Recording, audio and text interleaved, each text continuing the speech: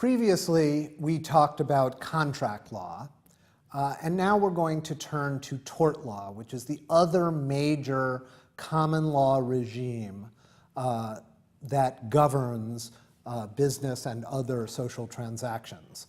So a tort, generally speaking, is a harm that one person or one entity causes to another, and that could be an accident, a slip and fall kind of thing, or any other kind of harm that can be caused through your negligent behavior or activity. Many suits are brought under tort law, and as I said, tort law is generally common law developed over time through case-by-case adjudication. There's not a federal tort statute.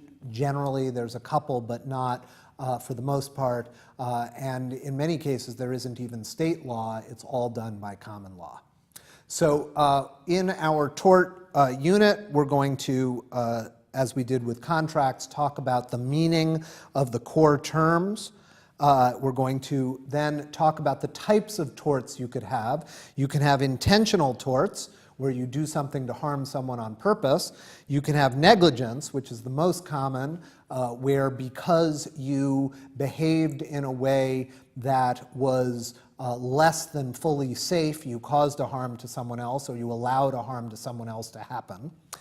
Strict liability, we talked a little bit about already when we were talking about products liability, but we'll talk about it a little bit more. Strict liability is the idea that you could be on the hook regardless of whether you were really at fault, just because of the kind of product you're manufacturing.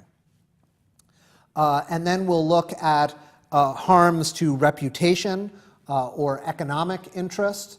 And so that could come about if someone interferes with a business relationship, or there are other situations that we'll talk about where you could have a harm to your economic interest.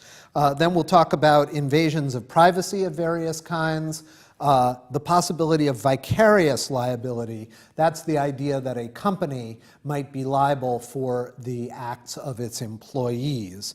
And that's where we'll finish in our discussion of torts.